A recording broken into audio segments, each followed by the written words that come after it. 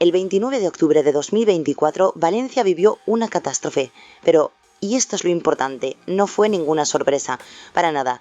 Vamos a ver juntos cómo una tragedia que en realidad llevaba siglos gestándose se convirtió en la crónica de un desastre anunciado. Para entender lo que pasó hay que echar la vista muy, muy atrás. La clave de todo esto es un viejo conocido en la zona, la gota fría. A ver, para que nos hagamos una idea, es como si una bolsa de aire helado allá arriba en la atmósfera chocara de repente con todo el calor y la humedad que sube del Mediterráneo. El resultado, lluvias torrenciales, una auténtica bomba de agua, literal. Es que la relación de Valencia con el agua es histórica y muchas veces trágica. Fijaos, desde el siglo XIV, ya hay documentos que hablan de inundaciones catastróficas. Y no hablamos de 4 gotas, no, las crónicas de la época describen lluvias espantables, me encanta esa palabra, y a los gobernantes de la ciudad escribiendo cartas desesperadas a los reyes pidiendo ayuda. O sea que la amenaza siempre estuvo ahí. Pero claro, llega 1957. Y la riada de ese año, eso fue otra historia. Lo cambió absolutamente todo. Fue tan devastadora que la única solución que se les ocurrió fue una locura. Desviar el río Turia por completo. Se liaron la manta a la cabeza, construyeron un cauce nuevo, una obra de ingeniería faraónica que la verdad durante décadas pareció que era la solución definitiva al problema. Vale, y esa solución se basaba en una idea muy simple, muy clara, la contención.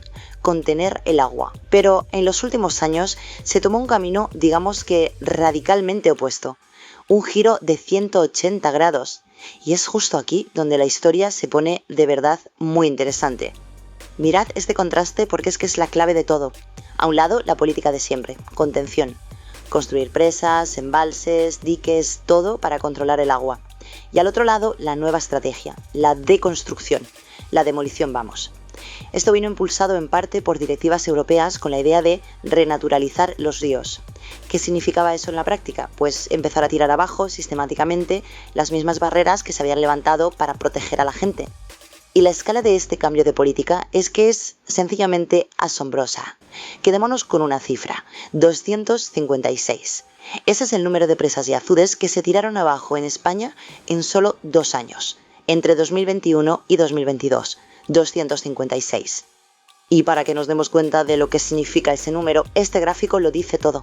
Esas 256 demoliciones en España son prácticamente la mitad de todas las que se hicieron en Europa entera en el mismo periodo. O sea que España solita demolió tantas presas como todo el resto del continente junto. Una apuesta, cuanto menos arriesgada.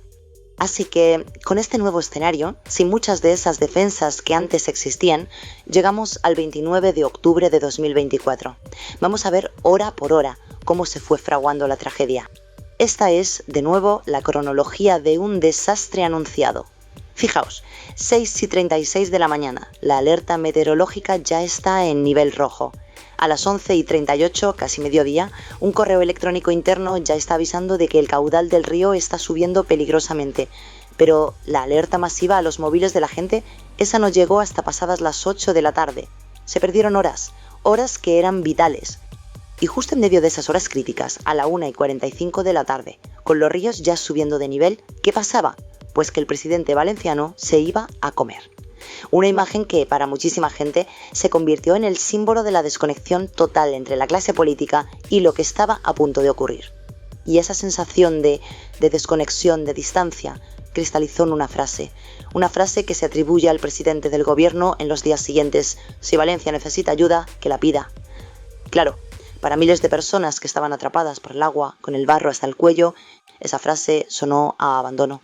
Y las consecuencias, claro, fueron simplemente catastróficas. Se miden en vidas humanas, en casas, en negocios, en el proyecto de vida de miles de personas. El coste humano fue terrible.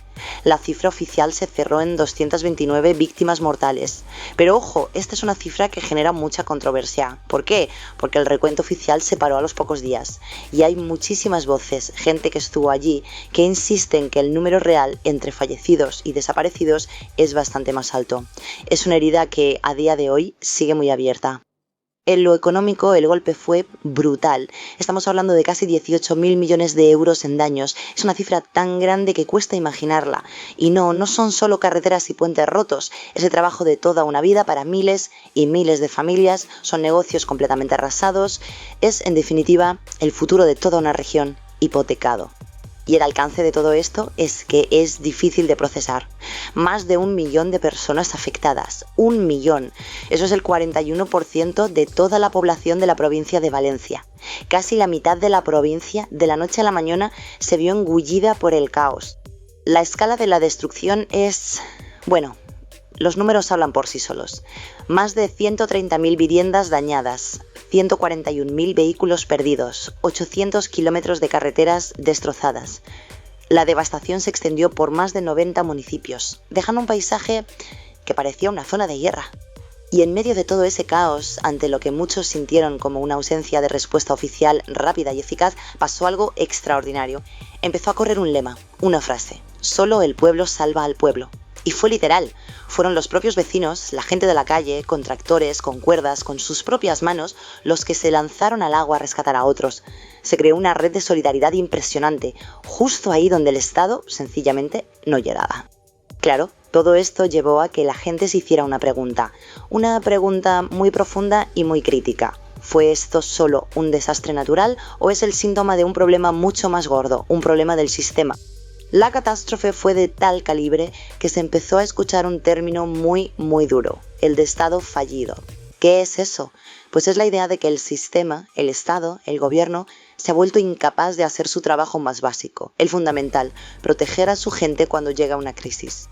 Para mucha gente, la riada no fue un accidente, ni un fallo puntual, fue la prueba definitiva de que todo el sistema político está roto, de que hay una clase dirigente que parece más preocupada por sus propios intereses, por la ideología, que por los problemas reales de la gente, y sobre todo por su seguridad.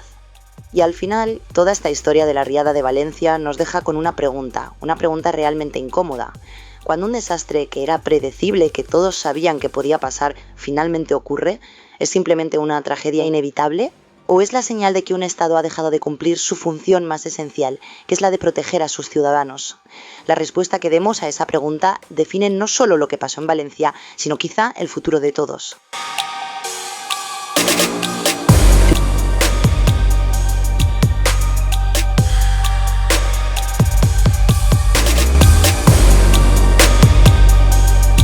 Nos seguimos leyendo, escuchando y compartiendo.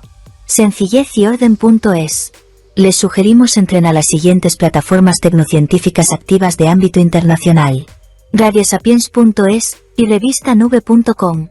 Actualidad y máximo rigor científico, cultural y divulgativo.